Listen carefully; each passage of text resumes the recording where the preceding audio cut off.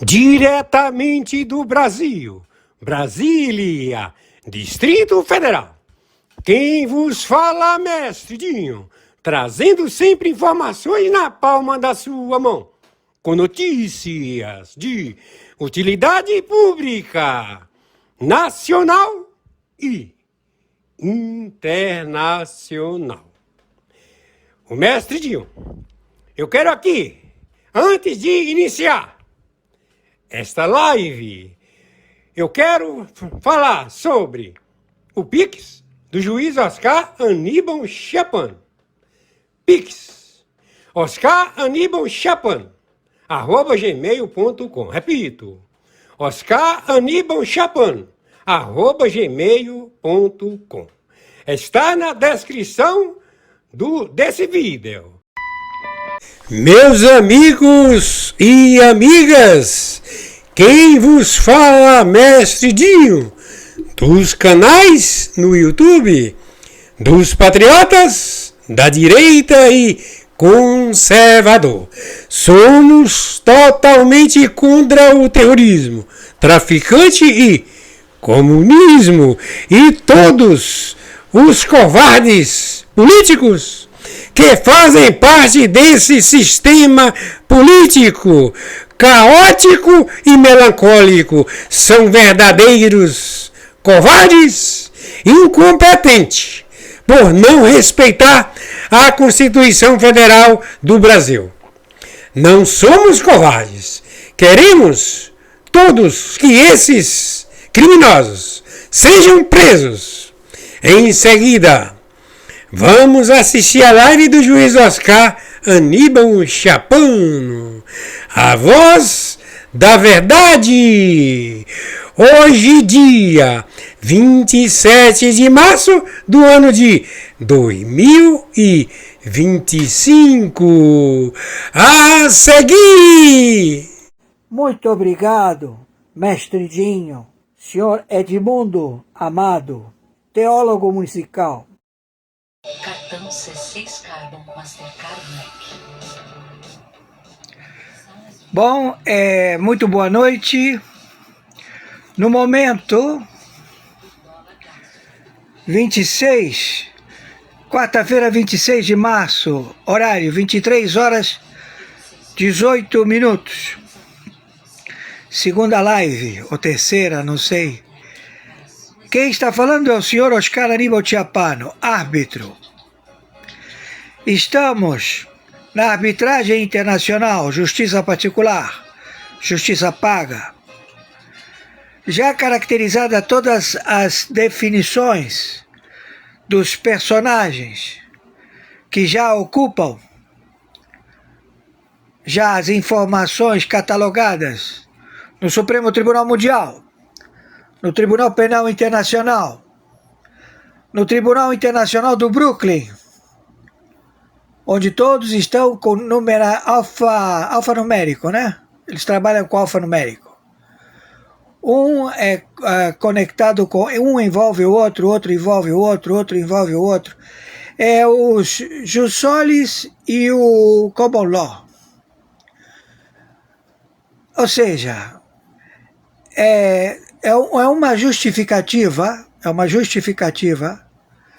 de deter uma trama universal para desestabilizar o planeta e colocar réus, funcionários públicos perversos, a se perpetuar e colocar reis, herdeiros milenares da terra, através de sim das suas tribos, dos seus locais, onde foram escravizados durante séculos, não tiveram absolutamente nenhum tipo de interesse por nenhum conglomerado, já que eles eram considerados bárbaros por suas invasões de territórios e e depois ter dado, vamos dizer assim, a outorga a representantes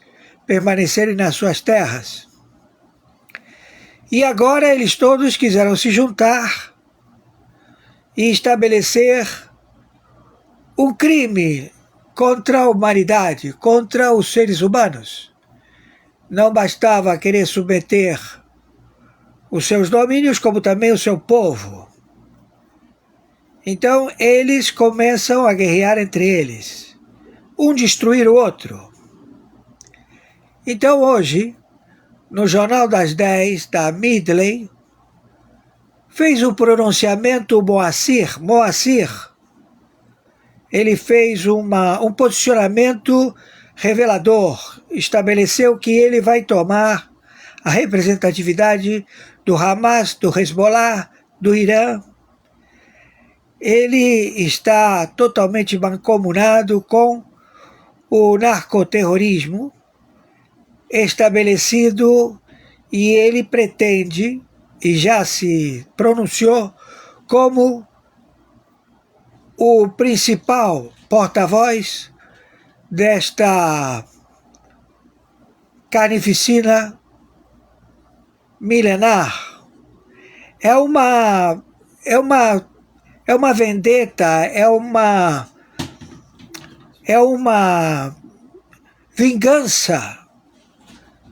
Não sei contra quem, mas isto está levando a população da República Federativa do Brasil a cada vez se prejudicar mais, e dívidas que ele realizou em governos anteriores, quando ele fez o BNDES, emprestar dinheiro para qualquer dos seus agrados, e projetou essas dívidas até 2060, 260, 2060, 2060, entenderam? Então, é um juros a ser pago lá na frente, que não sabemos como vai ficar a topografia do mapa da República Federativa do Brasil. Então, este indivíduo, ele se pronunciou a ser alvo. Ele é alvo do Mossad, ele é alvo do Sombra, ele é alvo de 60 agências de inteligência que identificam o narcoterror, principalmente o terrorismo voltado ao ódio, que este indivíduo assumiu, e foi postado no Jornal das 10 do dia 26 de março, no momento 23 e 23, da âncora Midley, onde ele faz um pronunciamento, alega que ele vai tomar a frente, ele quer cobrar os não pagamentos efetuados por seus sócios do narcotráfico que não pagam, e ele quer se cobrar. Então ele estabelece uma chantagem. Uma chantagem como dizendo: eu sou o terror, eu tenho possibilidades, eu tenho fotografias onde quem me representa é o vice-presidente Alckmin. É o único que tem a foto com todos os óbitos já, né? Porque todos eles foram alvejados, mortos. E o Alckmin continua vivo, por enquanto. Entenderam? E aí, esse sujeito, até agora não se sabe o paradeiro dele. Estão dizendo que o avião que ele estava, a Janja se evadiu.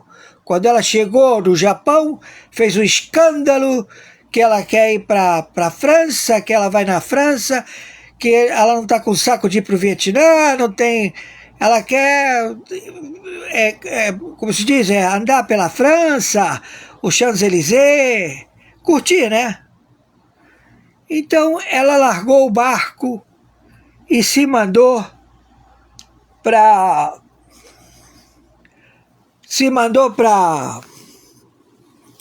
França. Entenderam? E esse sujeito que está aí, conhecido como Moacir, que a parte daqui não é a careca do Lula, não é ele. O dedo não é o dedo, não é a altura, não é o pé, não é a cor dos olhos, não são as digitais. Ele tem que andar com o anterior presidente do Senado com o atual presidente do Senado, como também o anterior presidente da Câmara de Deputados como o atual presidente da Câmara dos Deputados. Para quê? Para ele não fazer o exame datiloscópico? Para ser preso? Ele diz que está o governo, então ele tem imunidade? Moacir, nós estamos preocupados, queremos saber se o avião que está transportando vocês está no Vietnã, porque nós temos informações que estão sendo veiculadas de que o avião caiu e que só encontraram por enquanto o piloto e o copiloto e parte da câmara onde fica o scope, o cupê, né, dos pilotos. Então nós não sabemos de vocês. E ele está aqui, ó. Está aqui, está falando, ó.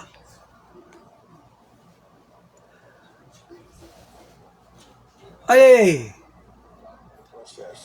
Ele for inocente, que seja inocentado. Se ele for culpado, que seja punido. Sabe, não é o homem Bolsonaro que está sendo julgado. É um golpe de Estado que está sendo julgado. É a conduta desse cidadão que está sendo julgada. Então eu penso que se ele tiver culpado, ele tem que se contentar com a punição. Isso vale para todos os 213 milhões de habitantes. Bom, amanhã tem mais repercussão desse julgamento, dessa fala do presidente Lula. Inclusive o programa da Miriam Leitão falará sobre isso. A Miriam recebe agora, na sequência, o jurista Ademar Borges, professor de Direito Constitucional da UNB. Obrigada pela presença, bons sonhos, bons pensamentos. Vamos juntos, vamos em frente. Até amanhã. Você viu o que ele acabou de dizer agora? Ele diz que quem não obedecer à sua tirania, não é? Oh, que cabelão maravilhoso. Obrigado, Senhor. Isso aqui... Olha, que cabelão, hein? Ó! Ó que cabelão. Maneiro, hein? Maneiro. Então, o que eu tenho a dizer a vocês, hein, ó, terroristas? Ô Ayatollah Khamenei, Charmuta, nós vamos acabar com vocês. E esse Mequetrefe que está aí, estamos preocupados com esse cara, porque isso aí foi gravado. Onde é que ele está?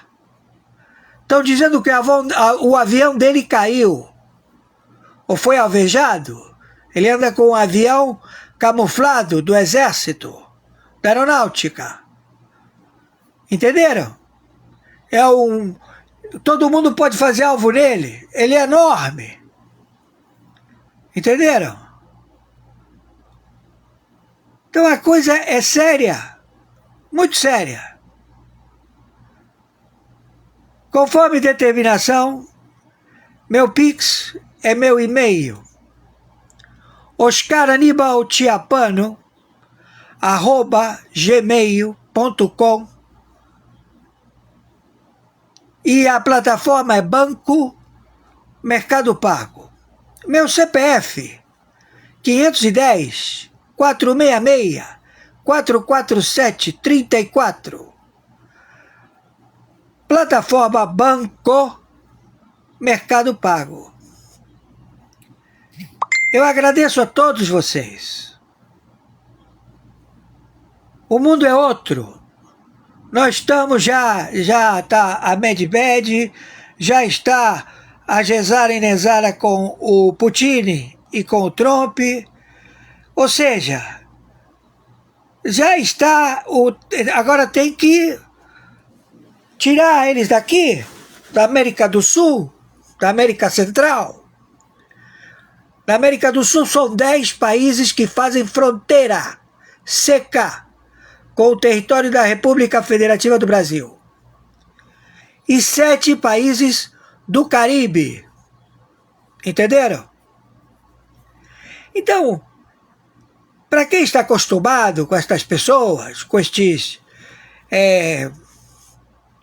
metidos a tudo, já me fizeram subir em mesa, já tive que ficar em pé na mesa, o cara apontando o revólver. Eu falei, puta que o pariu. E aí o cara pensou que isso ia ficar por isso mesmo. Aí ele na segunda vez puxou, mas só que aí eu puxei. E quando você puxa é para dar tiro. Entendeu? Não é para mostrar porra nenhuma. E foi tiro pra caralho. Entendeu, meu amigo? Então, não cabe intimidar, não cabe, porque antes que você faça barulho no teu peido, no teu pum, já fedeu para você, não tem saída. Então o mundo é outro, acabou. Entenda, acabou, vocês não têm procedimento para estar. Acabou para vocês. Entenderam? Porque vocês são uma quadrilha, uma organização criminosa. Foro de São Paulo, Grupo de Puebla e as putas que o pariu. Entenderam? Tô sendo claro? Hein? A coisa é muito séria. E a liturgia do cargo, que maravilha. Ninguém queria esse cargo, sabia? Porque todo mundo falava, não é remunerado. Porra, não, quê? Corregedor, interventor do Tribunal Penal Internacional no Brasil? Tá maluco? Não é comigo, não é comigo.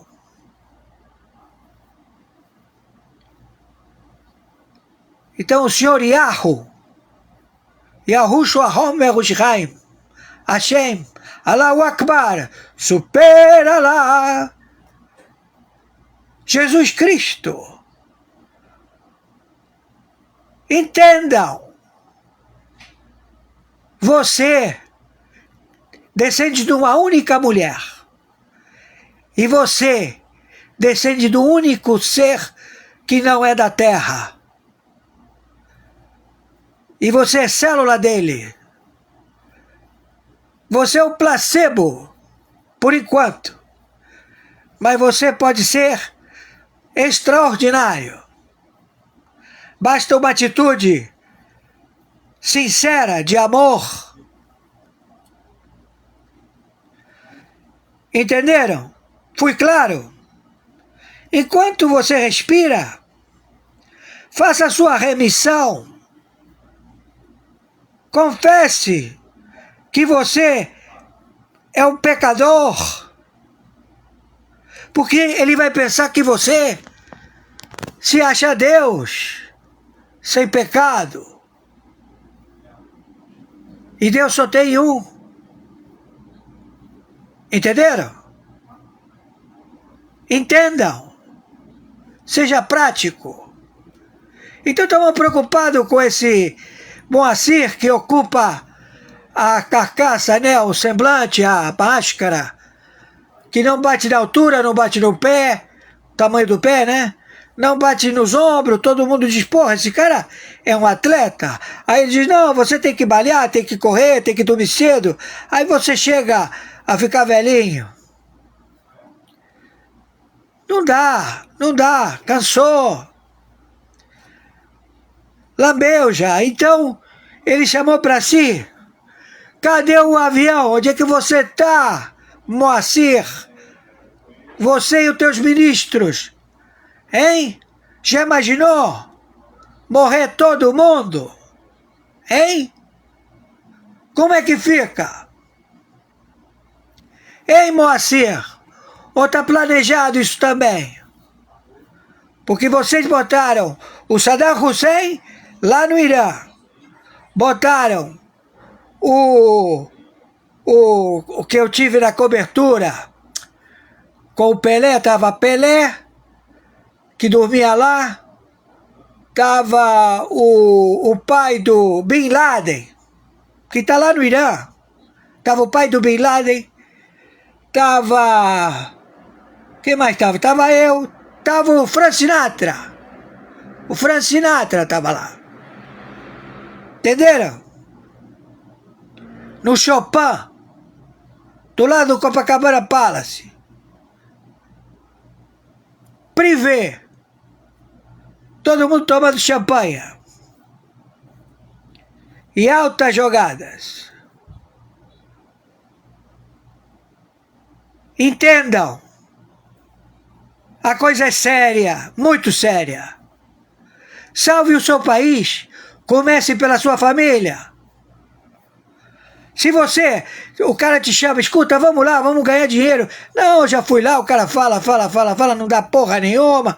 Não, mas pelo menos a gente janta, a gente bebe cerveja com ele. Não quero ir não. Salve a sua família.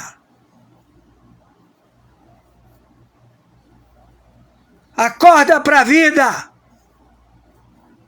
enquanto existe. Boa madrugada, tá chovendo bomba. A gente se fala, e não tem chinês para cá, e também não tem russo para cá. Agora é vocês pegar e andar bonitinho. Uma empresa chinesa comprou no Amazonas a maior reserva de urânio do Brasil por 340 milhões de dólares, cerca de 2 bilhões de reais. A mina Pitinga, localizada no município de Presidente Figueiredo, no estado do Amazonas, tem ainda estanho, cassiterita, columbita, nióbio, urânio e tântalo. A mina estava sob controle de um grupo peruano desde 2008. 185 câmeras de segurança existiam nos prédios públicos em Brasília. 185, anotou, pessoal? Sabe quantas o Flávio Dino entregou? 4. 181 foram apagadas. Eu venho aqui como filha de uma vítima que foi presa injustamente, foi torturada e morta. Sou filha do Clezão. Eu encontrei aqui, durante a audiência, uma foto que me doeu muito. Meu pai, ele não adoeceu na cadeia. Meu pai já estava doente. E eu tenho como provar isso. Dia 8 de janeiro, meu pai já estava numa cadeira de rodas. Queria falar quem é do Clezão. Não como filha, mas sim como uma pessoa que vivia com ele. Clezão era um exemplo de ser humano. Não é porque ele faleceu lutando pelo país que ele virou um herói. Clezão sempre foi um herói para mim. Clezão me ensinou os princípios cristãos, me ensinou a respeitar todas as pessoas e meu pai me ensinou o que é amar. Todos os dias ele demonstrava o amor de forma diferente pra gente. Com palavras, com atitudes, com beijos, com abraços. Todos os dias ele falava do amor de Cristo pra gente. No dia 8 de janeiro, ele veio somente orar pela nação. E aí, essa é a foto que foi a TV Senado postou. E essa pessoa que está na cadeira de roda é o meu pai. Isso na noite do dia 8 de janeiro. Vai chegar ao nível de ter mais uma pessoa como a história do meu pai? De ter mais famílias como a minha família? Tem gente morrendo dentro da cadeia injustamente.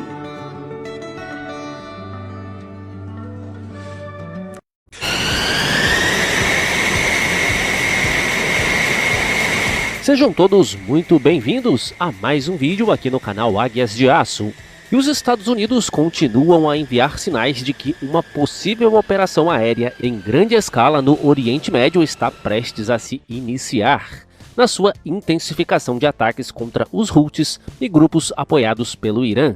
E como vimos aqui há alguns dias, Trump ameaçou diretamente o Irã, se referindo ao apoio aos Houthis e grupos terroristas e às ambições nucleares do Irã. E nessa movimentação em direção ao Oriente Médio, uma força significativa de bombardeiros furtivos B-2 Spirits está se dirigindo para a ilha de Diego Garcia, no Oceano Índico. Já estão a caminho 4 desses bombardeiros e mais 2 devem seguir ainda hoje, o que significa mais de 30% da frota posicionada em Diego Garcia. E além disso, imagens de satélite mostram pelo menos 3 aviões de carga C-17 e 10 aviões de reabastecimento aéreo KC-135 enviados nas últimas 48 horas para essa base, que já foi utilizada como ponto de parada para ataques dos Estados Unidos no Oriente Médio em outras ocasiões no passado.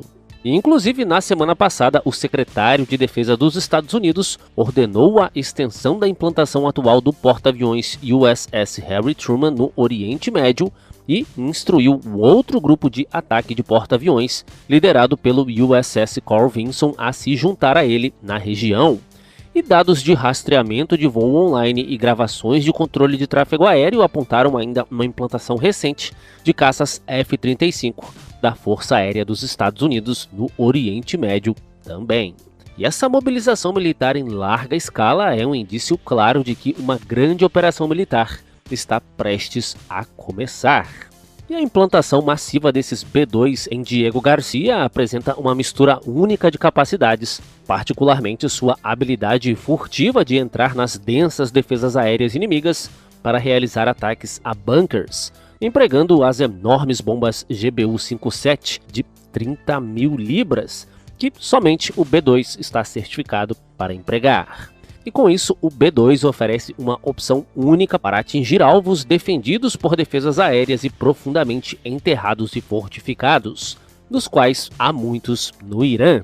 E, inclusive, o Irã acaba de divulgar esse vídeo que mostra 2 líderes militares atravessando um longo túnel cheio de mísseis, que, em meio a essas crescentes tensões regionais, já é visto como uma resposta do Irã de que pode resistir a um ataque e ainda dar uma resposta.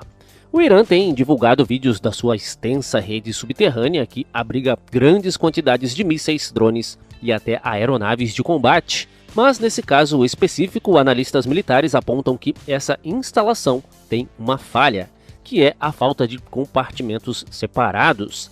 E no caso de um ataque bem sucedido, isso poderia causar uma grande reação em cadeia, com os mísseis destruindo uns aos outros ao explodir, pela proximidade e por estarem todos, digamos, no mesmo lugar, sem separações físicas como paredes reforçadas. E vimos isso na prática em ataques na guerra da Ucrânia, em que a explosão de um depósito de armas levou a explosões secundárias de depósitos próximos. Agora imagine isso confinado em um longo túnel de armas. As consequências seriam devastadoras.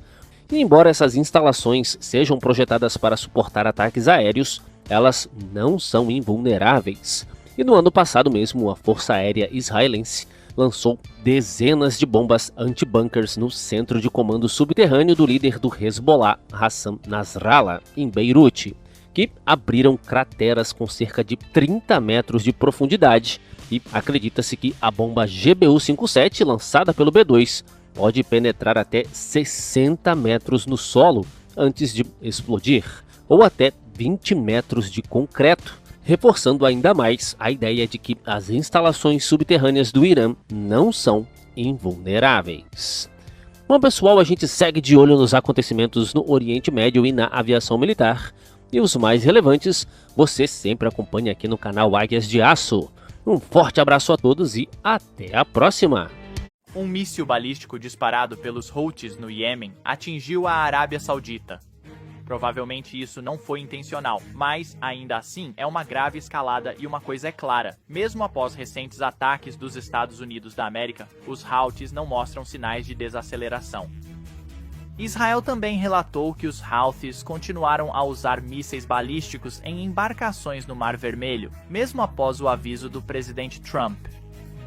A situação está tão fora de controle que os Estados Unidos da América acabaram de anunciar que estão redirecionando um segundo porta-aviões, o United States Ship Carl Vinson, do Mar da China Oriental para o Oriente Médio, para aumentar os ataques aos Houthis apoiados pelo Irã. Isso levanta duas questões. Eu sempre acreditei que os Houthis eram um grupo desorganizado de milícias. Mas claramente eu estava errado, eles são muito mais fortes do que muitas pessoas perceberam. Na verdade, aqui temos o conselheiro de Segurança Nacional Mike Waltz alertando contra essa exata suposição. Os Houthis têm defesas aéreas incrivelmente sofisticadas e também possuem antinavio, mísseis de cruzeiro, drones, tipos de drones de ataque que voam rente ao mar e até mesmo outros mísseis balísticos. Eles lançaram dezenas de ataques em vários navios de guerra, dezenas de ataques, mais de 175 no comércio global, afundaram vários navios. Eu apenas acho que o povo americano precisa entender o que aconteceu aqui. Claramente, os Houthis estão bem armados. Então eu fui a ninguém menos que o ex-Navy Sea, Air and Land Chuck Farr para entender quão fortes são os Houthis e exatamente quais armas eles possuem. Esta é a nossa nova série Downrange. Apoiados pela mão sombria do corpo da Guarda Revolucionária do Irã, os rebeldes Houthis do Iêmen perturbaram as rotas de navegação, desafiando os Estados Unidos da América, poder militar e desdenharam da pressão internacional.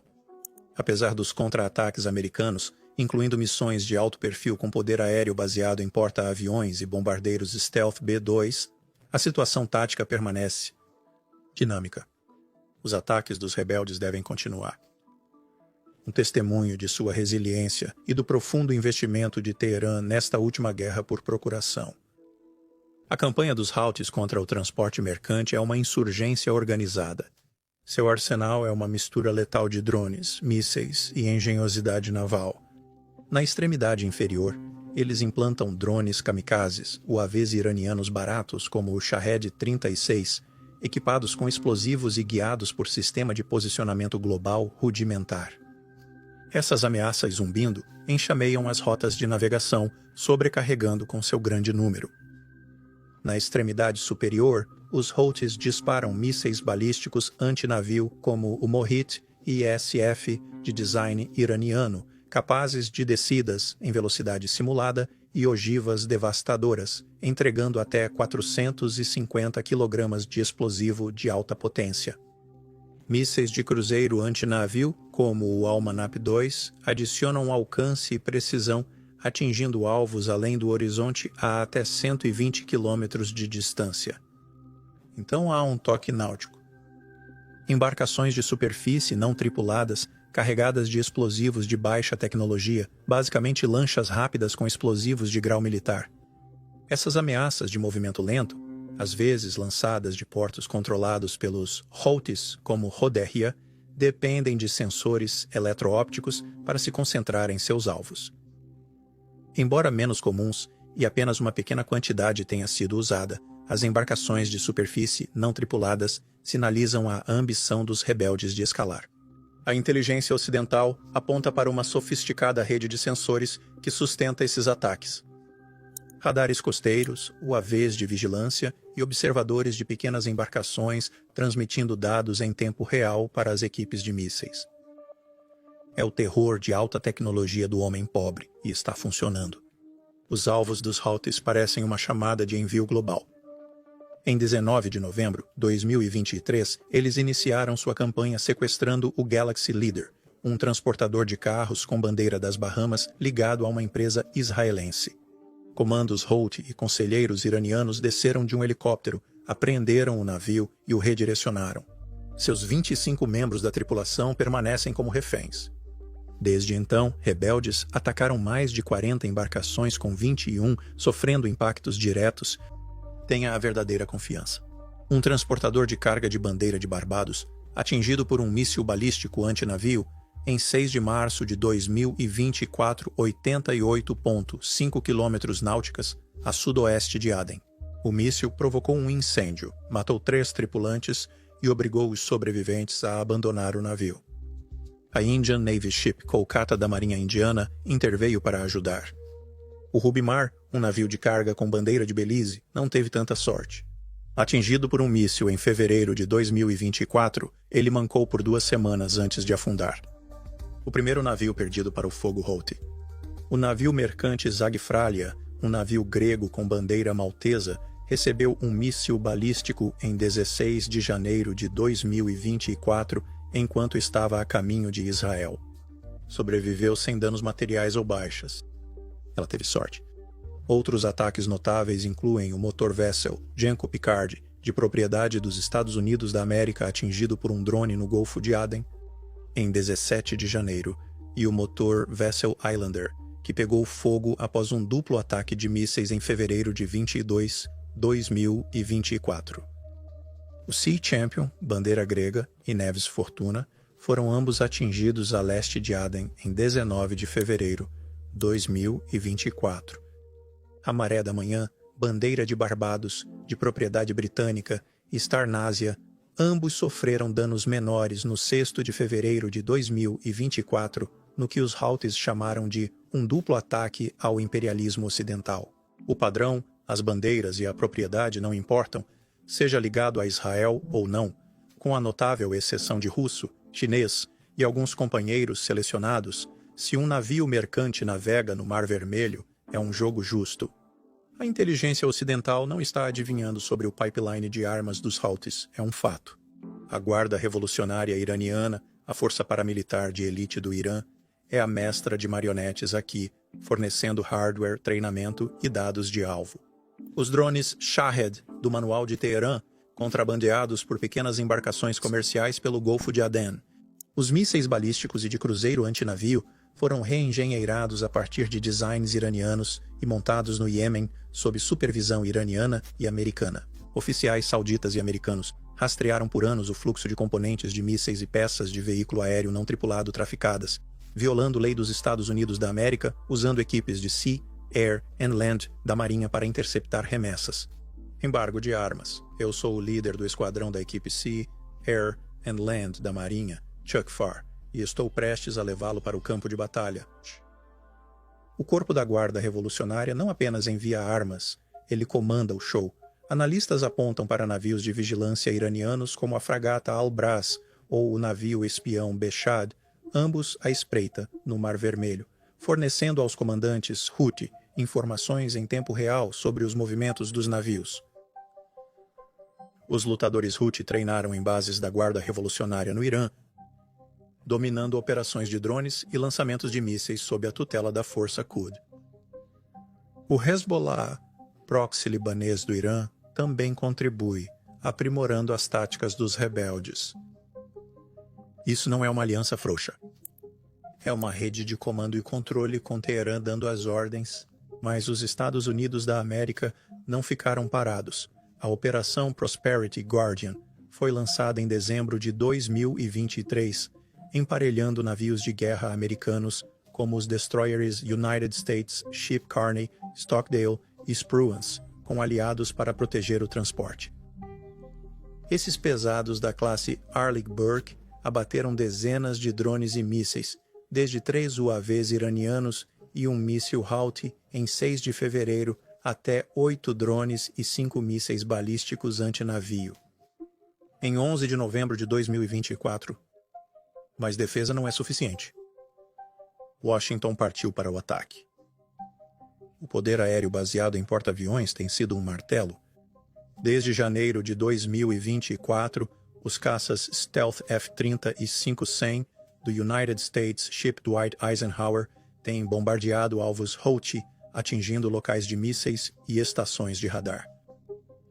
Em 9 e 10 de novembro de 2024, esses caças de quinta geração obliteraram depósitos de armas perto de Houdia e parte de uma campanha de 7 ondas que incendiou bunkers, lançadores e linhas de montagem. A ala aérea do Ike não está sozinha. 18 Super Hornets se juntaram à refrega, nivelando as defesas costeiras com munições guiadas por precisão. Então vieram as grandes armas. Bombardeiros B-2 Stealth. Antes de prosseguir, recentemente ultrapassamos 1 milhão de inscritos. Desde então, recebemos vários e-mails com perguntas e pedindo dicas sobre como expandir um canal no YouTube sem mostrar o rosto. Mesmo que eu tente responder a todos os e-mails, às vezes eles consomem muito do meu tempo ou fazem a mesma pergunta que eu já respondi antes. Por isso, decidi reunir todos os meus conselhos sobre o YouTube em um único treinamento intensivo gratuito. Em 17 de outubro de 2024, o presidente Biden autorizou uma rara implantação desses gigantes Batwing da base aérea de Whitman, no Missouri. Missão deles: destruir bunkers subterrâneos Houthi, fortalecer depósitos de armas e outras instalações escavadas profundamente no terreno montanhoso do Iêmen. Lançando munições de ataque conjunto JDAMs, os B-2 craterizaram 5 locais, visando esvaziar os estoques de mísseis dos rebeldes. Foi uma demonstração de poder aéreo estratégico e uma mensagem para Teherã, tanto quanto para o Iêmen. Podemos alcançá-lo em qualquer lugar. O Comando Central dos Estados Unidos chamou de ataque de precisão para degradar as capacidades dos Houthis, mas os rebeldes mal piscaram. Os Houthis controlam a costa oeste do Iêmen, de Houdia a Midi, dando-lhes uma linha de fogo de 320 quilômetros no Mar Vermelho. Suas armas, apesar de degradadas pelos ataques americanos, continuam poderosas. Recargas de mísseis e enxames de drones continuam fluindo do Irã. E o transporte marítimo sofreu um golpe. 12% do comércio global já navegou pelo Estreito de Bab el-Mandeb, mas agora as empresas de navegação fazem um desvio ao redor da África, e isso aumenta os custos e provoca atrasos. A Operação Prosperity Guardian escoltou mais de 1.500 navios, mas os Houthis ainda conseguem acertar, com mais de 30 ataques desde novembro de 2023. A boa notícia? Os navios mercantes modernos são grandes, então menos acertos causam apenas danos limitados. Os Estados Unidos da América e o Reino Unido têm atacado alvos Houthi. 60 alvos apenas no dia 11 de janeiro de 2024, mas os rebeldes se adaptam. Lançadores móveis, esconderijos ocultos e o reabastecimento do Irã os mantém na luta. A diplomacia de canhoneira de Washington, porta-aviões, destroyers e bombardeiros stealth não os intimidou. Os Houthis se deleitam no caos, se apresentando como Davi diante do Golias americano, e seu moral é alimentado por cada ataque desafiador. Os Houthis, encorajados pelo apoio iraniano, veem isso como uma guerra santa e uma vitória de propaganda. Cada ataque aumenta sua credibilidade no eixo da resistência. Os contra-ataques americanos são dolorosos, mas não cessam. Teherã está muito investido e os rebeldes são muito teimosos. Podemos esperar mais mísseis, mais drones e mais navios incapacitados. Então a dança tática continua. Washington projeta poder, os Houthis revidam e são as tripulações mercantes que pagam o preço. Isso não vai acabar tão cedo. Está apenas esquentando. É exatamente por isso que quando os Houthis começaram a atacar navios no Mar Vermelho, teve um efeito devastador na economia mundial. Apenas em 2024, houve uma perda de 200 bilhões de dólares da economia mundial por causa desses ataques e dos desvios que os navios tiveram que fazer ao redor do Trono da África. Cada viagem teve um custo adicional de cerca de $1 milhão porque os navios não podiam usar o Mar Vermelho e o Canal de Suez. Esse foi o preço que eu e você tivemos que pagar e as pessoas ao redor do mundo tiveram que pagar porque as águas comerciais não eram seguras para os navios comerciais. É por isso que os ataques dos Estados Unidos da América aos redutos Houthi iniciados há poucos dias foram tão intensos. Esses não eram avisos dizendo "Ei, pare de atacar" ou "Vamos acelerar, vamos aumentar a intensidade". Atacamos com tudo, miramos em suas bases, silos de mísseis e liderança. O conselheiro de Segurança Nacional Mike Waltz compartilha mais detalhes sobre o ataque. Esses não foram ataques ineficazes de vai e vem, do tipo beliscão. Esta foi uma resposta avassaladora que realmente mirou em vários líderes Houthi e os eliminou. E a diferença aqui é, 1, ir atrás da liderança Houthi e 2, responsabilizar o Irã. É o Irã que tem repetidamente financiado, fornecido recursos, treinado e ajudado os Houthis a mirar não apenas nos Estados Unidos da América, navios de guerra, mas também no comércio global, e ajudou os Houthis a fechar 2 das rotas marítimas mais estratégicas do mundo. Temos mais de 70% do transporte global agora desviando ao redor do sul da África, aumentando o custo dos produtos, perturbando as economias globais, adicionando ou cortando suprimentos para os Estados Unidos. Trump considerou isso inaceitável. O que herdamos foi uma situação terrível, e esta é uma das ações que serão um esforço sustentado para corrigir esse erro e reabrir o comércio global. Outra conversa que tem ganhado força, especialmente desde os Estados Unidos da América. Os Estados Unidos da América estão reposicionando grande parte de seu poderio militar no Oriente Médio, alertando o Irã. O Irã tem sido o principal financiador da maioria desses grupos. Isso inclui o Hamas em Gaza, o Hezbollah no Líbano e os Houthis no Iêmen. O Irã fornece a eles armas, o Irã fornece a eles dinheiro e o Irã fornece a eles inteligência. Então a liderança iraniana diz a eles exatamente quem atacar, quando atacar, enquanto alega plausível negação. O Irã sempre reage da mesma forma após um ataque. Esses grupos são independentes e o Irã não sabe quando eles atacam, o que não é verdade. Além de tudo isso, além de financiar o terrorismo em todo o Oriente Médio, o Irã também tem se aproximado extremamente de armas nucleares. Os Estados Unidos da América, Israel e seus vizinhos deixaram claro que não permitirão isso. Este foi o aviso de Mike Waltz para o Irã quando se trata de armas nucleares.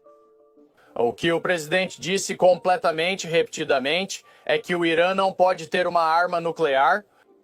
Todas as opções estão na mesa para garantir que ele não tenha uma. E isso inclui todos os aspectos do programa do Irã. Isso inclui os mísseis, a armamentização, o enriquecimento. Eles podem entregar e desistir de uma maneira que seja verificável ou podem enfrentar uma série de outras consequências. Mas, de qualquer forma, não podemos ter um mundo com os ayatollahs com o dedo no botão nuclear. Não podemos ter uma situação que resultaria em uma corrida armamentista em todo o Oriente Médio. Em termos de proliferação nuclear, o presidente Trump está determinado de qualquer maneira. O Irã foi oferecido uma saída para isso, para garantir que não tenhamos um mundo que possa ser ameaçado por um regime radical, não apenas nosso aliado Israel, mas o mundo inteiro que seria ameaçado por um regime radical que poderia destruir não apenas Israel, mas seus vizinhos e ter a capacidade de atingir os Estados Unidos. Não podemos imaginar uma situação como essa e não vamos permitir isso. Quando Trump assumiu, ele tentou negociar com o Irã um novo acordo nuclear, onde eles desistiriam de buscar armas nucleares e, em troca, os Estados Unidos da América suspenderiam as sanções para melhorar a economia iraniana. Mas a liderança iraniana negou essa oferta. Desde então, especula-se que Israel e os Estados Unidos da América podem estar planejando ou se unindo para atacar instalações nucleares iranianas. Desde então, temos aumentado continuamente o poder de fogo no Oriente Médio em termos de porta-aviões. Mas a razão oficial por trás disso é, claro, os Houthis. Mas só o tempo dirá se haverá um ataque contra as instalações nucleares iranianas. Clique no botão de inscrição abaixo para receber atualizações em primeira mão, caso algo aconteça. Este é o Iêmen, um país que está passando por uma das maiores crises humanitárias do mundo. O Iêmen está em uma guerra civil entre uma coalizão árabe liderada pela Arábia Saudita e os rebeldes Houthis, apoiados pelo Irã. Os rebeldes Houthi tomaram a capital Sanaa em 2014, forçando o governo ao exílio. Estamos falando de 50% das instalações de saúde não operando. Após 8 anos de guerra, o Iêmen realmente poderia estar à beira da paz? Surpreendentemente, o Iêmen possui 3 bilhões de barris de reservas comprovadas de petróleo. Apesar dessa enorme riqueza, o Iêmen é um dos países mais pobres do mundo. O país poderia ter sido tão bem sucedido quanto os outros de sua região, mas isso omite um detalhe. No Iêmen, houve quase uma década de guerra brutal. O governo e a economia no Iêmen colapsaram, com graves consequências. De acordo com a Fundo das Nações Unidas para a Infância, cerca de 21 milhões e 600 mil pessoas no Iêmen estão sem as necessidades mais básicas, como água ou assistência médica. Como na maioria dos conflitos, tudo se resume à política. No caso do Iêmen, isso vem tanto de dentro de suas fronteiras quanto de fora. A Arábia Saudita e 9 aliados também estão lutando nesta guerra. O Irã também desempenha um papel ativo, mesmo relutando em admitir. O Iêmen se tornou uma zona de guerra geopolítica para o infortúnio de seus cidadãos. Nesta zona de guerra, diversos países e organizações estrangeiras querem sua parte do bolo. Mas há uma questão a ser levantada. Por que esse conflito, que está gerando uma das maiores catástrofes humanitárias do mundo, está ocorrendo? A história por trás da guerra no Iêmen é complexa. Segue décadas de agitação civil no país devido a uma divisão política e religiosa. Mas a situação também está intimamente ligada a um conflito muito maior e menos conhecido, a Guerra Fria do Oriente Médio. O Iêmen não estaria em uma condição tão crítica se não fosse pela Arábia Saudita e Irã. Neste vídeo, vamos explicar como essa catástrofe no Iêmen é o infeliz resultado da Guerra Fria no Oriente Médio. E como uma reviravolta inesperada, também vamos discutir como e por que a China está tentando resolver o conflito. Cobrir uma guerra, especialmente uma tão brutal, é arriscado para mim, pois o YouTube não aprova conteúdo não amigável. Por isso, seus likes são ainda mais importantes em um vídeo assim. Se puder clicar no like, isso ajudará muito este vídeo. Ao ouvir sobre uma Guerra Fria, logo pensamos na ocorrida no século passado entre Estados Unidos e União Soviética. Foi uma disputa por influência global, pois tanto Estados Unidos da América quanto União das Repúblicas Socialistas Soviéticas buscavam a hegemonia mundial.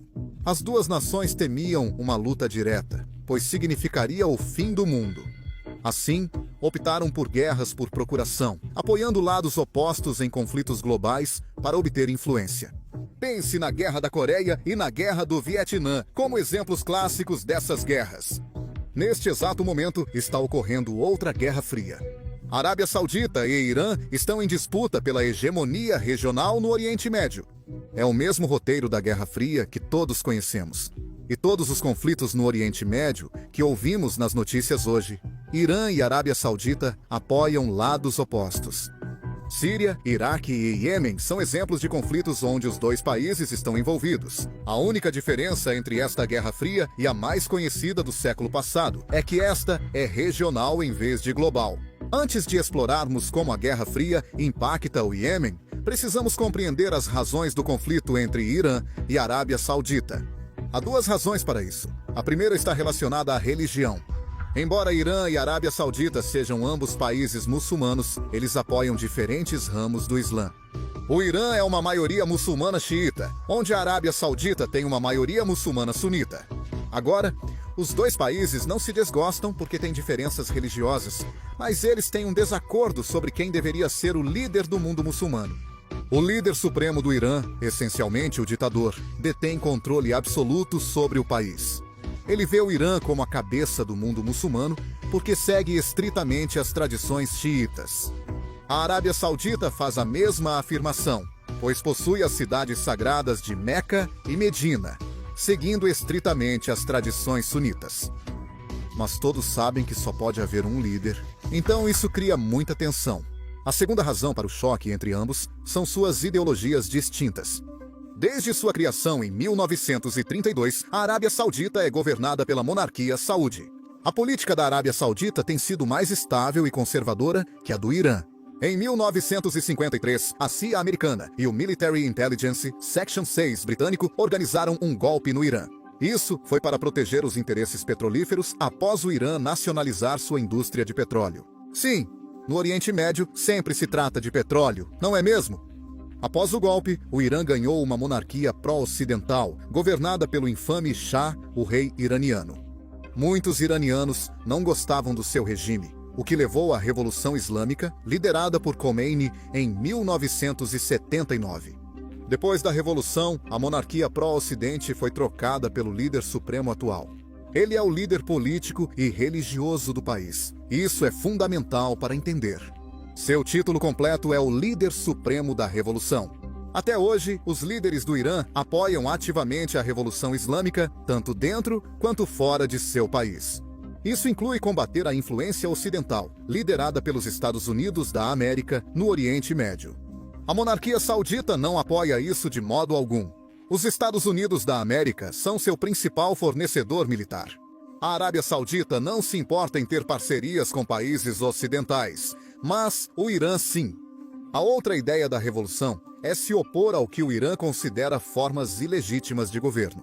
Há muito tempo, Khomeini derrotou o monarca ilegítimo no Irã, o Shah. O que a Arábia Saudita não gosta é que o governo do Irã quer fazer o mesmo em outros países. Em toda a região, o Irã apoia grupos de oposição e revolucionários para lutar contra seus governos. A monarquia saudita vê isso como uma ameaça. A Arábia Saudita é o poder do status quo para evitar revoluções internas, enquanto o Irã é muito mais revolucionário. Ambos os países desejam liderar o Oriente Médio, com visões completamente distintas para a região. Em muitos países, isso foi uma receita para o desastre, incluindo no Iêmen. Assim como a Síria ou o Iraque, o Iêmen faz parte desta guerra por procuração entre o Irã e a Arábia Saudita.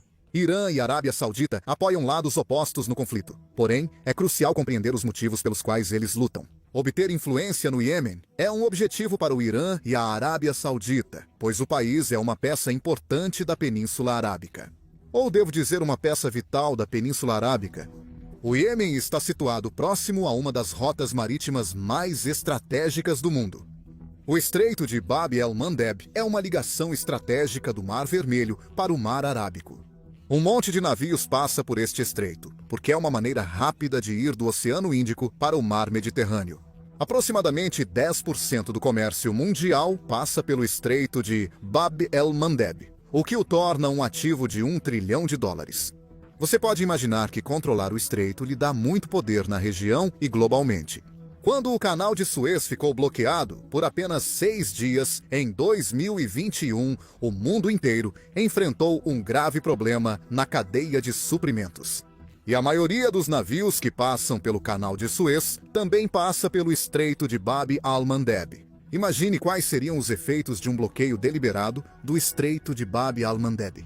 Por ser tão importante para as rotas comerciais, Irã e Arábia Saudita adorariam controlar o estreito em sua busca por hegemonia regional. Outro ativo importante para as rotas comerciais é o principal porto marítimo do Iêmen, Aden. Para obter hegemonia regional, assumir o controle de portos importantes é fundamental. E o porto de Aden não é apenas um porto como você encontrará em qualquer outro lugar. É um dos maiores portos naturais do mundo, classificando-o entre os 5 melhores portos naturais globalmente. Até 1950, era o segundo porto mais movimentado do mundo, depois de Nova York. O porto de Aden tem muito potencial, e isso é um eufemismo. Não surpreende que o Irã e a Arábia Saudita tenham um interesse especial neste porto. O Iêmen, país vizinho à Arábia Saudita, é uma peça-chave na Guerra Fria. Se o Irã controlar o Iêmen, terá vantagem sobre o exército saudita. Um estado fantoche ao sul da Arábia Saudita dará ao Irã algumas vantagens militares sérias. Seria algo semelhante ao que aconteceu durante a crise dos mísseis cubanos, tão perto do território dos Estados Unidos da América, mas em uma escala menor e mais regional. Obviamente, a Arábia Saudita não quer ter uma crise dessas acontecendo ao lado de suas fronteiras. E como Sun Tzu uma vez disse em A Arte da Guerra, ataque é o segredo da defesa. Então, a Arábia Saudita enviou tropas para o país. Sim, a Arábia Saudita realmente enviou tropas para o país. É até onde vai essa Guerra Fria. Vamos olhar o conflito no Iêmen com um pouco mais de detalhes. O Iêmen já era um estado falido antes da Guerra Civil começar em 2014. Em 2011, Ali Abdullah Saleh era o corrupto presidente do Iêmen há mais de 30 anos. Um relatório da Organização das Nações Unidas disse que ele roubou até 60 bilhões de dólares durante seu reinado. Enquanto isso, muitos iemenitas empobreciam e passavam fome. Não é surpreendente que muitos iemenitas estivessem insatisfeitos com seu presidente. Em 2011, após os protestos da Primavera Árabe em vários países do Oriente Médio, iniciou-se a Revolução Iemenita. O que começou como protestos contra o governo, logo se transformou em uma guerra total entre os leais a Saleh e a oposição. Manifestantes pacíficos foram mortos em confrontos entre tribos, milícias e forças do governo nas ruas. Em junho, o presidente Saleh quase foi morto em uma tentativa de assassinato no Palácio Presidencial. Saleh provavelmente percebeu que a população não o apoiava mais e concordou em transferir o poder para seu vice-presidente Hadi em 2012. Muitos iemenitas ainda não estavam felizes, no entanto. Hadi venceu a chamada eleição, na qual ele era o único candidato. Não é difícil vencer sendo o único candidato. A situação escalou novamente em 2014, quando o presidente Hadi decidiu cortar os subsídios de combustível. Os Houthis, uma milícia no norte do Iêmen, decidiram tomar a capital Sanaa. A guerra civil havia começado. Os Houthis fundaram o Conselho Político Supremo e começaram a lutar contra o governo oficialmente reconhecido de Hadi. O interessante é isso. Vários países, como os Estados Unidos da América e a Arábia Saudita, consideram os Houthis representantes do Irã. Evidências indicam que o Irã fornece apoio militar direto aos Houthis, que assim como o Irã, seguem o Islã xiita. O líder supremo do Irã anunciou seu apoio espiritual aos Houthis, mas nega qualquer envolvimento militar no conflito. Contudo, o presidente Hadi claramente não crê nisso. Ele disse que iria novamente hastear a bandeira do Iêmen em Sanaa, em vez da bandeira iraniana. Infelizmente para o presidente, não só os Houthis queriam a saída de Hadi. O ex-presidente Saleh criticou e denunciou Hadi e os Houthis, exigindo sua renúncia. Separatistas no sul do Iêmen aproveitaram a oportunidade para se juntar à luta pela independência do resto do país. O Movimento do Sul, vagamente aliado ao governo de Hadi para proteger a região dos Houthis, formou o Conselho de Transição do Sul. Este assumiu o controle de várias províncias antes pertencentes a Hadi, desagradando o presidente. O grupo terrorista Al-Qaeda, na Península Arábica, e o Estado Islâmico também aproveitaram a instabilidade no Iêmen para aumentar sua influência. O governo de Hadi havia perdido o controle sobre o poder, e o país estava em pedaços. Se você não está mais acompanhando isso, com todos os diferentes grupos e organizações envolvidos, apenas entenda este. O Iêmen se tornou uma completa bagunça em questão de meses. Quando os Houthis ameaçaram tomar Meca e Riad, na Arábia Saudita, a situação ficou ainda mais descontrolada. Um dia após o anúncio ousado, a Arábia Saudita e uma coalizão de outros 9 países intervieram no Iêmen. Isso inclui os Emirados Árabes Unidos, Egito, Catar e Sudão. Praticamente todos os aliados sauditas se uniram ao conflito. A coalizão apoiou o governo de Hadi e o Movimento do Sul em sua luta contra os Houthis. A coalizão saudita mobilizou milhares de tropas e lançou enormes ataques aéreos. Curiosamente, Estados Unidos da América, Reino Unido e França apoiam a coalizão saudita no Iêmen com massivas vendas de armas. Muitos dos jatos de combate, drones e bombas vêm de países ocidentais, que são aliados da Arábia Saudita por serem inimigos do Irã. Inimigos dos seus inimigos parecem ser seus amigos, porém, essas vendas de armas geram muita controvérsia.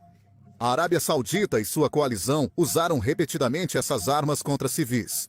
Eles utilizam os chamados ataques de duplo toque. Primeiro, eles atacam bases militares e depois bombardeiam os civis que vêm ao resgate para ajudar. Por causa dessas táticas, o que começou como uma insurgência Houthi se transformou em um dos conflitos mais sujos do mundo. Some-se a isso um sistema de saúde falho, desnutrição disseminada e água potável insegura. E o caos se instaura. No começo de 2022, a guerra havia custado direta e indiretamente cerca de 377 mil vidas no Iêmen, e o país continua em pedaços. Como mostrado no mapa, 3 principais campos ainda lutam pelo controle. O norte e a capital Sanaa permanecem sob controle dos Houthis, supostamente apoiados pelo Irã. O sul é controlado pelo Movimento do Sul, aliado à coalizão saudita, e o restante do país é controlado pelo governo oficial do Iêmen, apoiado pela Arábia Saudita. Esses conflitos internos estão diretamente relacionados ao conflito maior no Oriente Médio.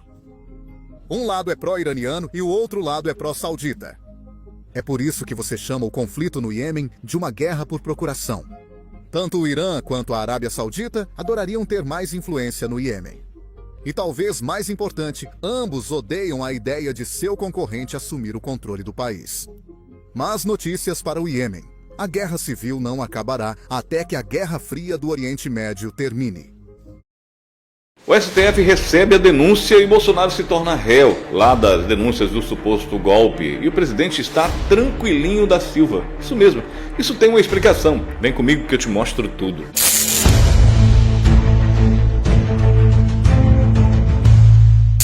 Imagina você, esposa, tentar descobrir aí uma mentira do seu marido. Isso mesmo, ele chega do bar, chega da rua e você faz 3 perguntinhas e você descobre tudo. Agora imagina você, professora, que está com um aluno problemático dentro da sala de aula e você vai descobrir o que está acontecendo com ele apenas fazendo uma leitura dos pais dele, conversando com os pais dele.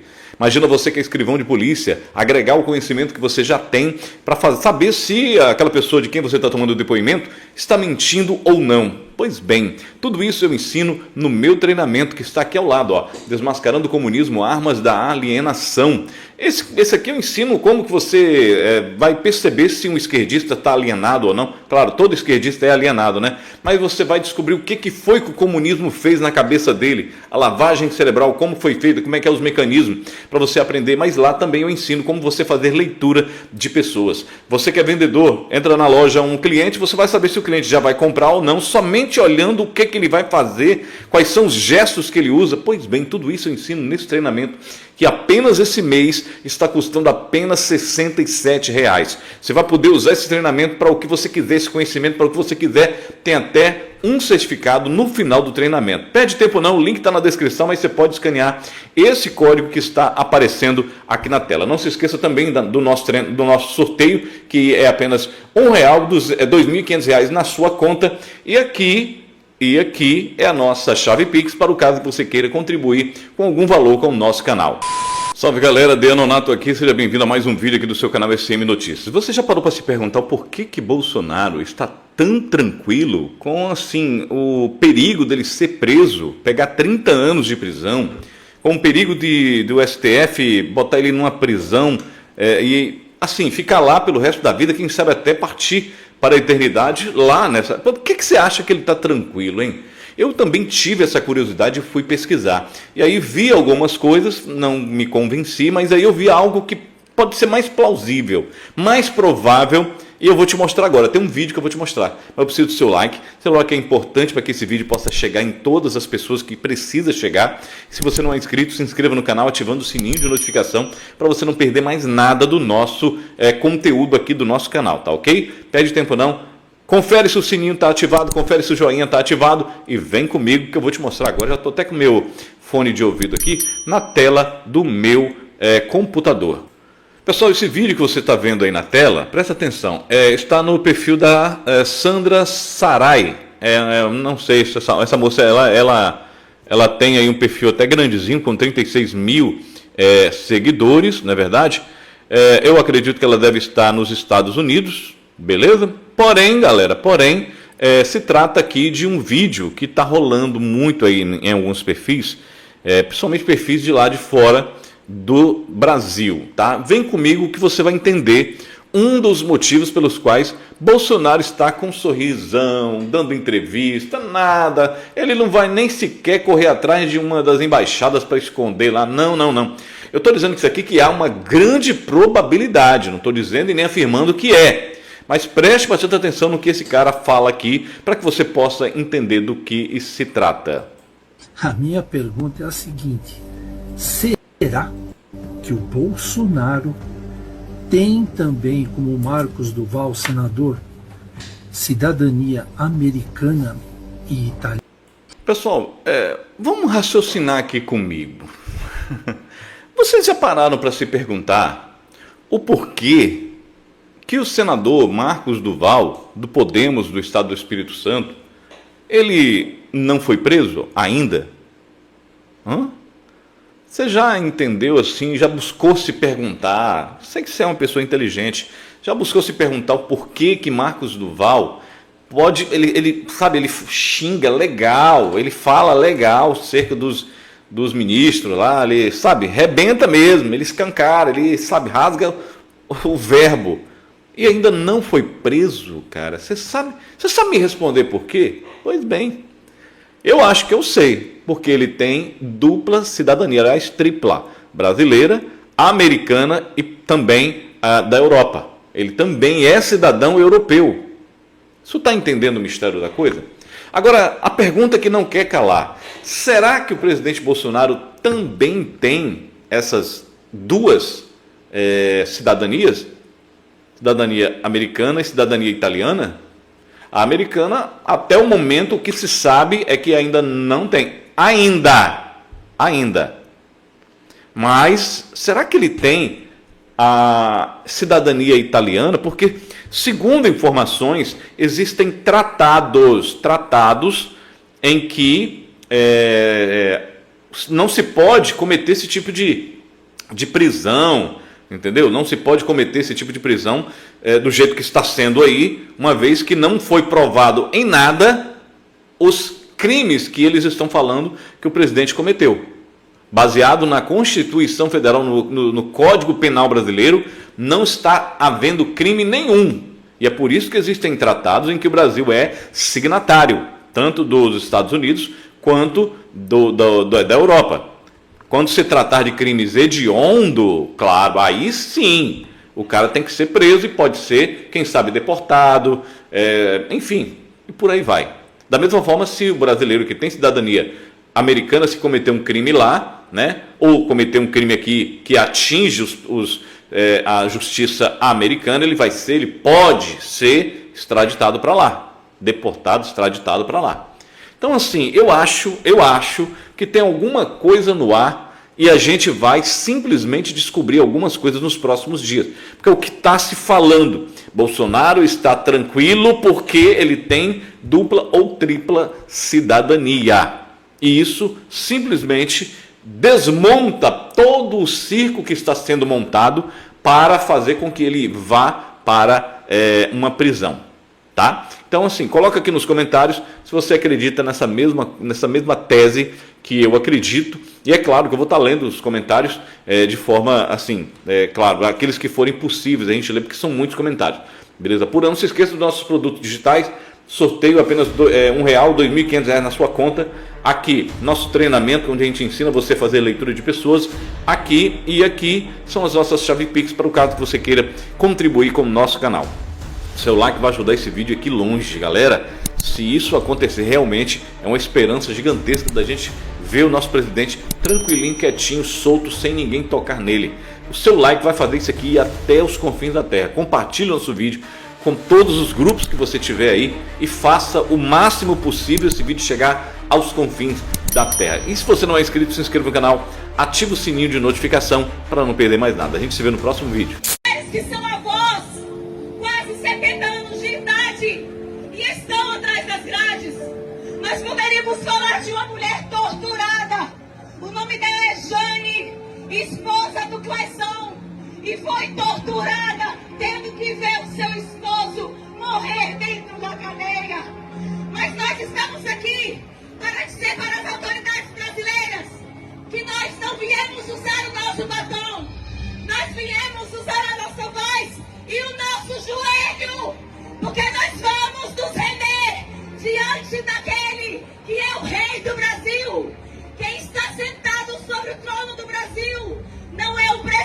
presidente do Congresso Nacional, nem é o presidente do STF.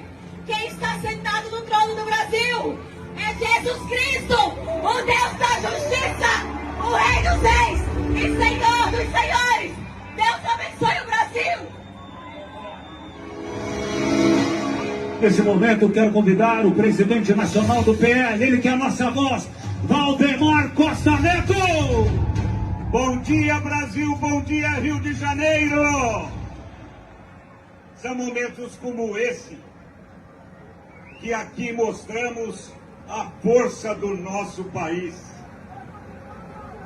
O Brasil é o povo brasileiro e vocês... Gente, a conta chegou. Eles avançam rapidamente para uma grande operação terrestre das Forças de Defesa de Israel na faixa de Gaza, envolvendo até 5 divisões. Enquanto isso, negociações indiretas continuam nos bastidores para tentar trazer o Hamas de volta à mesa de diálogo sobre o quadro de Witkoff. No entanto, Israel se prepara para novas ações militares caso essas negociações não avancem. Até agora, a pressão militar sobre o Hamas não levou à retomada das conversas. Nas últimas 24 horas, uma operação destruiu um dos principais ativos do Hamas. As Forças de Defesa de Israel e o Shin Bet eliminaram mais de 100 caminhonetes usadas pelo grupo terrorista, os mesmos veículos vistos nos comboios que transportavam reféns e nos ataques de 7 de outubro. Após esse golpe, o Hamas alertou os moradores de Gaza para evitarem veículos militares, pois as picapes foram destruídas em ataques aéreos. A única resposta do Hamas foi o lançamento de 3 foguetes, todos interceptados antes de entrarem no espaço aéreo israelense. Além disso, houve várias baixas na faixa de Gaza, incluindo um membro do Hamas ligado a El Jazer. O grupo também enfrenta pressão externa. O Egito ameaçou deportar prisioneiros palestinos sob sua custódia, já que nenhum outro país quer recebê-los. Diante do ultimato egípcio, o Hamas apresentou novas condições para um possível acordo. Enquanto isso, continua a usar reféns como ferramenta de guerra psicológica, divulgando um vídeo na segunda-feira, no qual Elkanab Bibut e Issef Kaimuana relatam terem visto a morte diante de seus olhos durante ataques. Em outra frente, sirenes soaram em Israel após o lançamento de um míssil balístico do Iêmen. Relatos indicam que um ataque eliminou um importante alvo no país, desestabilizando os Houthis.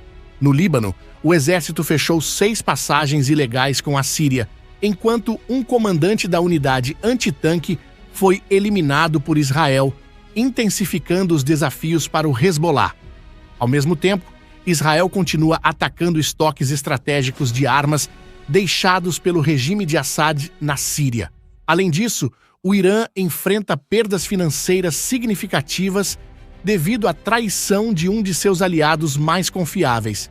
Em breve, revelaremos como Teherã tem explorado as fragilidades do Iraque para tentar driblar as sanções.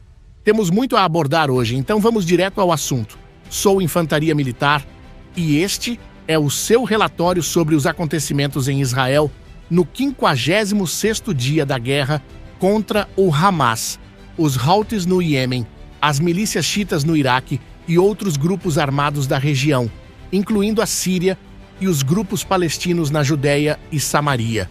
Todos esses grupos seguem ordens do Corpo de Guardas Revolucionários do Irã, que lidera esse eixo de violência no Oriente Médio.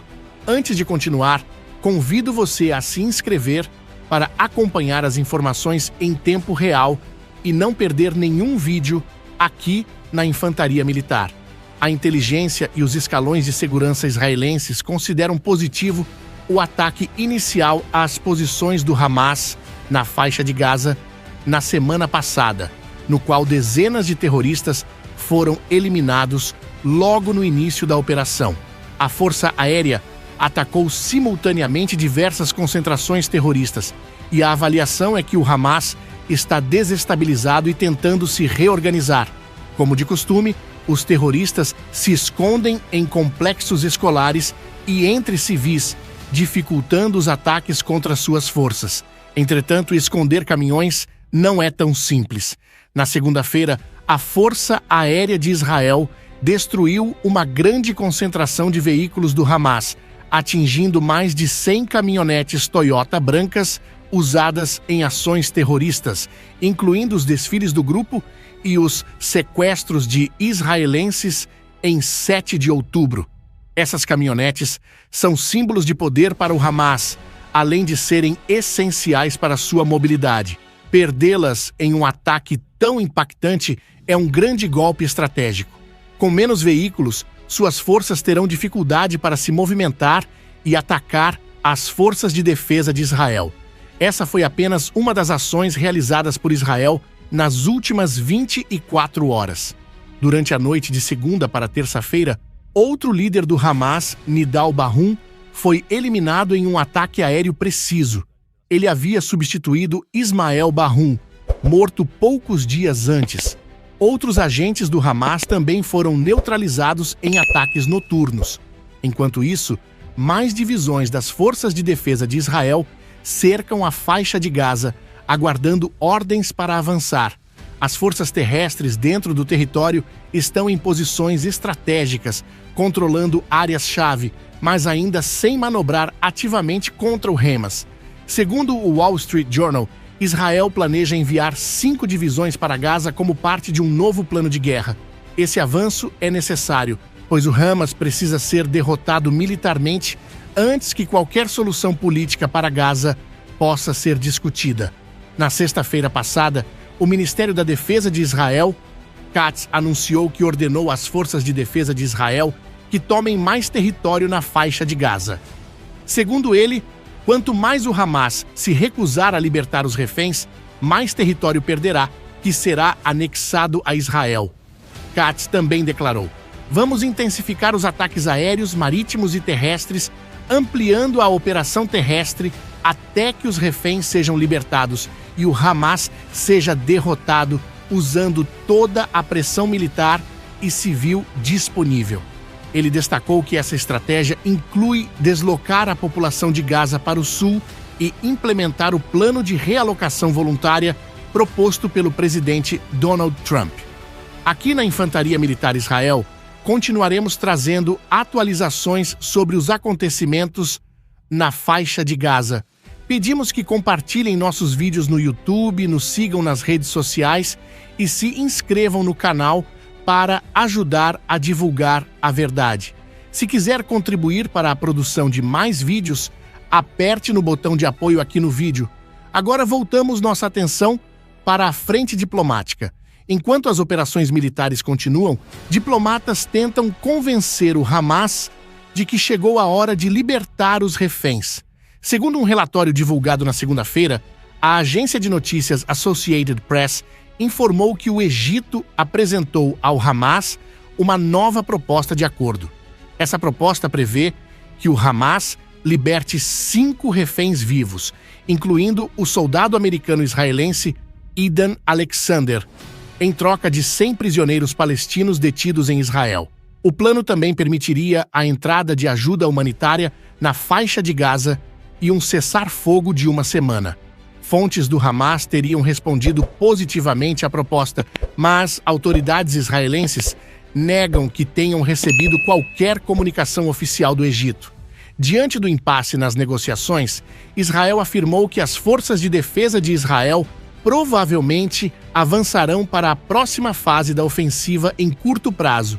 Enquanto isso, os moradores de Gaza, muitos dos quais apoiam o Hamas, já sofrem as consequências da recusa do grupo em libertar os reféns. Após o último cessar-fogo, acreditavam que a guerra estava chegando ao fim, mas agora se veem novamente em meio ao conflito. Aqueles que retornaram ao norte de Gaza após os bombardeios iniciais terão que abandonar suas casas mais uma vez e seguir para o sul. Os moradores de Gaza continuam enfrentando dificuldades devido ao intenso bombardeio israelense. O Hamas se esconde entre a população civil e a USA como escudo humano, algo que faz repetidamente. Enquanto isso, o presidente dos Estados Unidos, Donald Trump, tem se mostrado um forte aliado de Israel, o que gerou grande indignação entre os palestinos. Ele busca uma solução para Gaza no período pós-guerra, incluindo um plano para a realocação da maioria dos moradores da região. Publicamente, muitos palestinos criticam a ideia, chamando-a de cínica e absurda. No entanto, vemos que muitos saem de Gaza sempre que têm oportunidade, o que sugere que podem não estar tão contrários ao plano quanto afirmam diante da mídia internacional. Em notícias relacionadas, o primeiro-ministro israelense Benjamin Netanyahu conversou com o secretário de Estado dos Estados Unidos, Marco Rubio, sobre os novos ataques e combates em Gaza, além das negociações para a libertação dos reféns. Segundo uma declaração do Departamento de Estado dos Estados Unidos, Rubio reafirmou o apoio americano às operações de Israel e aos esforços para resgatar os reféns. Ele também destacou a determinação dos Estados Unidos em garantir a liberdade de navegação no Mar Vermelho, tomando medidas militares contra os Houthis, que são apoiados pelo Irã. Fontes políticas israelenses afirmam que Israel ainda não descartou negociações com o Hamas, mediadas por terceiros, antes de lançar uma ofensiva de grande escala em Gaza. No entanto, o tempo está se esgotando e a oportunidade do Hamas para evitar uma destruição completa está cada vez menor. Aqui na Infantaria Militar, continuaremos trazendo atualizações sobre a situação na faixa de Gaza. Pedimos que compartilhem nossos conteúdos, nos sigam e se inscrevam no canal para ficar por dentro dos acontecimentos em tempo real. O mais importante que você pode fazer é orar pela paz de Jerusalém. Agora, voltamos nosso foco para o norte, onde as forças de defesa de Israel eliminaram o comandante da unidade antitanque do Hezbollah no Líbano. Segundo fontes, Qassem Kalawi, também conhecido como Kaj Uzma, era responsável por ataques contra comunidades israelenses na fronteira, incluindo o disparo de mísseis antitanque a curta distância contra Israel. No sábado, foguetes foram lançados da região de Nabatie, no Líbano, em direção a Israel. Pouco depois da meia-noite, a mídia libanesa relatou um ataque de drone israelense contra um alvo no sul do país, perto da Galileia. Na segunda-feira, as forças de defesa de Israel intensificaram os ataques no sul do Líbano e no Vale do Bekaa, atingindo pelo menos 22 alvos estratégicos. As forças israelenses atacaram quartéis generais, depósitos de armas e outras infraestruturas terroristas, resultando na eliminação de vários combatentes, segundo relatos. O Hezbollah também enfrenta dificuldades, especialmente após o Exército Nacional Libanês anunciar o fechamento de 6 passagens ilegais na fronteira norte e leste do país, como parte do combate à infiltração e ao contrabando. O ministro das Relações Exteriores do Líbano, Youssef Haji, afirmou recentemente: "Precisamos lembrar quem foi responsável pela destruição e pelas perdas de vidas." Ele destacou que o povo libanês deseja viver em um estado normal, onde apenas o governo tenha controle sobre as armas. No entanto, o sistema político libanês é baseado em divisões sectárias, com posições reservadas para grupos ligados ao Irã, que ainda mantém influência e tenta recuperar seu status no país. Aqui na Infantaria Militar, continuaremos trazendo atualizações sobre os acontecimentos no Líbano e na Síria. Agora voltamos nossa atenção para o Irã. Antes disso, queremos reforçar que estamos em uma luta entre o bem e o mal, e é essencial que todos participem, compartilhem nossos conteúdos e se mantenham informados. O que acontece no Oriente Médio impacta o mundo todo. Na segunda-feira, o ministro do Petróleo do Iraque, Hayyan Abdel Ghani, revelou que o Irã tem usado documentos falsificados para contrabandear petróleo. Em entrevista à mídia local citada pela Reuters, ele afirmou que os Estados Unidos questionaram o Iraque sobre petroleiros apreendidos transportando documentos iraquianos falsificados. Após investigações, descobriu-se que o Irã havia adulterado os papéis para vender petróleo a empresas internacionais como se fosse iraquiano. O Iraque informou os Estados Unidos sobre o caso e negou qualquer envolvimento.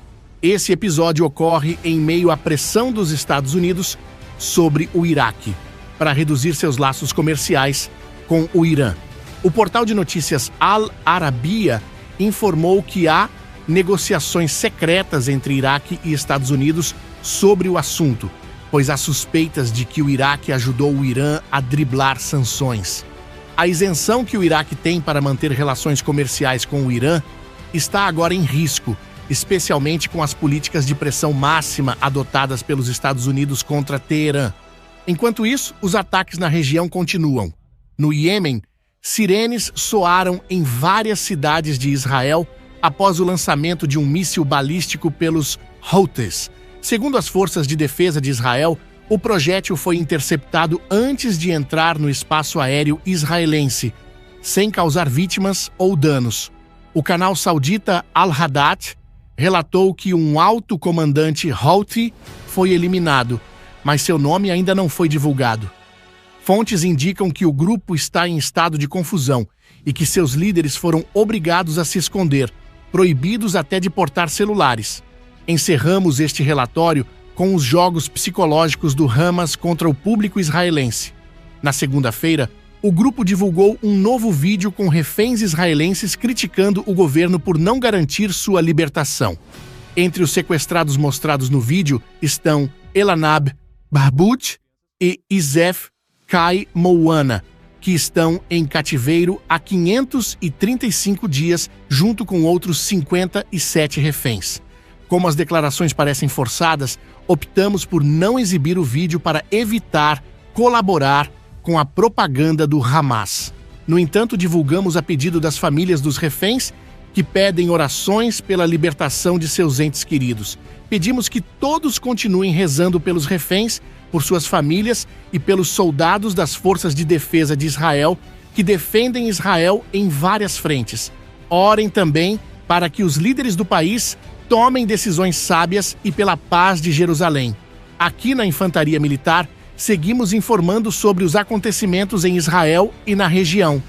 Se acaba de desatar prácticamente el infierno, mis hermanos, en Michoacán y Jalisco. La presidenta tenía que dar un golpe contundente ante todo lo que ha llevado estas fosas en Jalisco y que han culpado a la presidenta y al el presidente López Obrador, yo lo voy a seguir diciendo presidente, y acaba de llegar todo lo que llama usted caballería, los murciélagos, nuestros elementos de fuerzas especiales. Solo que les adelanto algo, está tan canija la cosa, mis hermanos, tan fuerte la situación, que ahorita acaban de caer algunos elementos.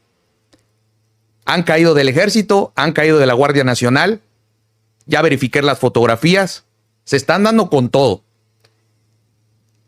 Espero y de todo corazón les pido a mis hermanos de Michoacán y Jalisco que si no necesitan salir, no lo hagan.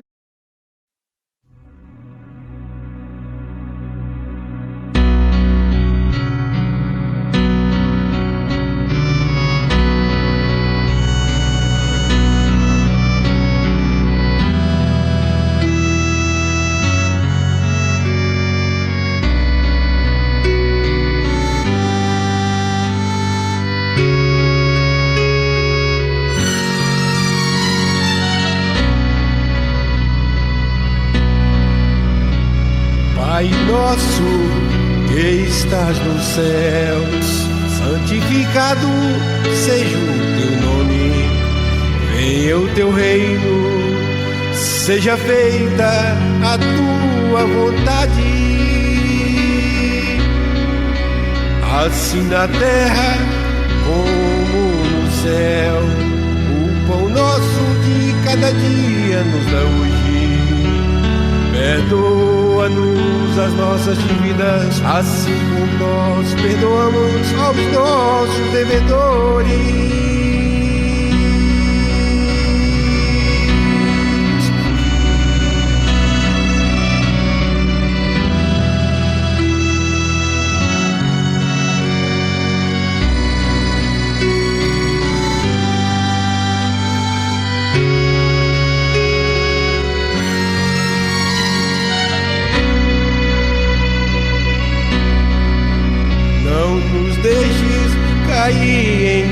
tentação, mas livra-nos do mal, porque Deus é o reino e o poder e a glória para sempre.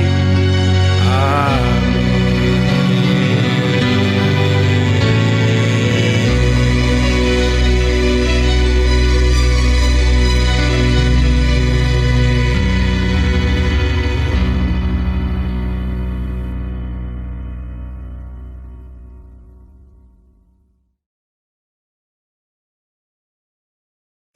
Diretamente do Brasil, quem vos fala, Mestre Dinho, trazendo sempre informações na palma da sua mão.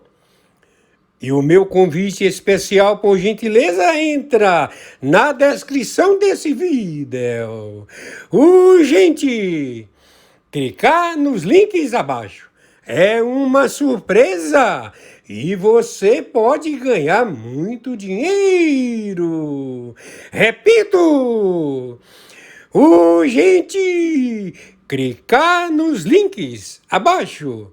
É uma surpresa e você pode ganhar muito dinheiro.